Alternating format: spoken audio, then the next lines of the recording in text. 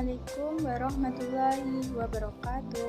Perkenalkan, nama saya Ana Setiani Mutia dengan NIM 218623277, Prodi Pendidikan Guru Madrasah Ibtidaiyah, Fakultas Agama Islam, semester 2 di Universitas Nurul Huda Sukaraja. Di sini saya akan membuat video untuk memenuhi tugas mata kuliah teori belajar dan pembelajaran yang diampu oleh Ibu Rati Purnama Pertiwi, Magister Pendidikan. Di video kali ini saya akan sedikit menjelaskan tentang teknik pembelajaran. Pengertian teknik pembelajaran. Teknik pembelajaran secara harfiah dapat diartikan sebagai cara yang dilakukan seseorang untuk mengimplementasikan atau mempraktikkan suatu metode.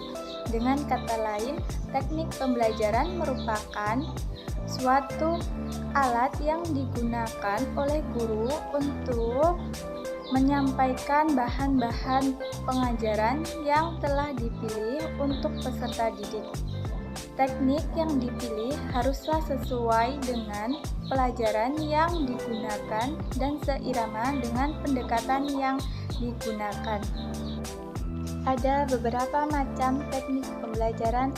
Yang pertama, teknik ceramah ialah cara mengajar yang paling tradisional dan telah lama dijalankan dalam sejarah pendidikan, yaitu di mana seorang guru menularkan pengetahuannya kepada siswa secara lisan atau ceramah. Yang kedua, teknik diskusi. Teknik diskusi adalah salah satu teknik belajar mengajar yang dilakukan oleh seorang guru di sekolah, yang dimana di dalam teknik ini terjadi proses interaksi antara dua atau lebih individu yang terlibat, saling tukar-menukar pengalaman, informasi, memecahkan masalah, dapat juga semuanya aktif, tidak ada yang pasif sebagai pendengar. Yang ketiga, teknik tanya jawab. Teknik tanya jawab ialah suatu cara mengelola pembelajaran dengan menghasilkan pertanyaan-pertanyaan yang mengarahkan siswa memahami tentang materi tersebut. Teknik tanya jawab akan menjadi efektif bila materi yang menjadi topik bahasan menarik, menantang, dan memiliki nilai aplikasi tinggi. Yang keempat, pemberian tugas adalah cara mengajar atau penyajian materi melalui penugasan siswa untuk melakukan suatu pekerjaan. Pemberian tugas dapat secara individual atau kelompok. Pemberian tugas untuk setiap siswa atau kelompok dapat sama ataupun dapat juga berbeda. Yang kelima, teknik penemuan dan simulasi.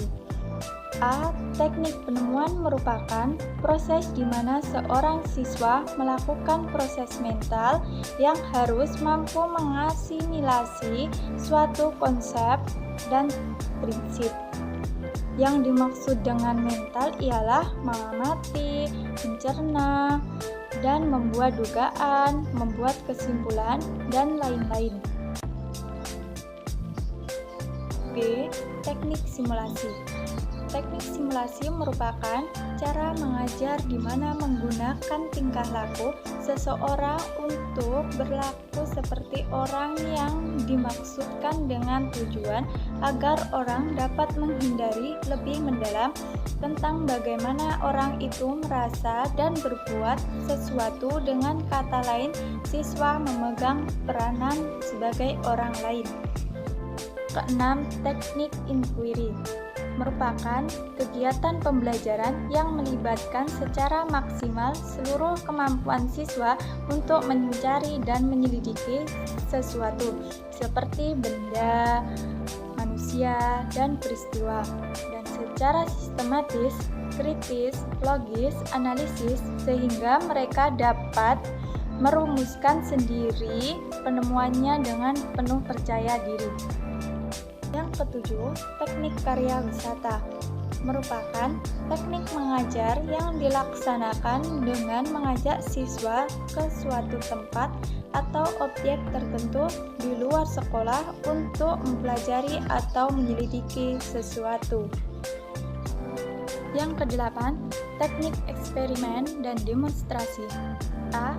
Teknik eksperimen merupakan salah satu cara mengajar di mana seorang siswa diajak untuk beruji coba atau mengadakan pengamatan, kemudian hasil pengamatan itu disampaikan di kelas dan dievaluasi oleh guru. B. Teknik demonstrasi merupakan teknik mengajar di mana seorang instruktur atau tim guru menunjukkan dan memperlihatkan suatu proses pembelajaran tersebut. Kesembilan, teknik bimbingan atau tutorial adalah suatu proses pengelolaan pembelajaran yang dilakukan melalui proses bimbingan yang diberi atau dilakukan oleh guru kepada siswa, baik secara perorang ataupun kelompok kecil siswa. Yang ke-10, teknik problem solving atau pemecahan masalah.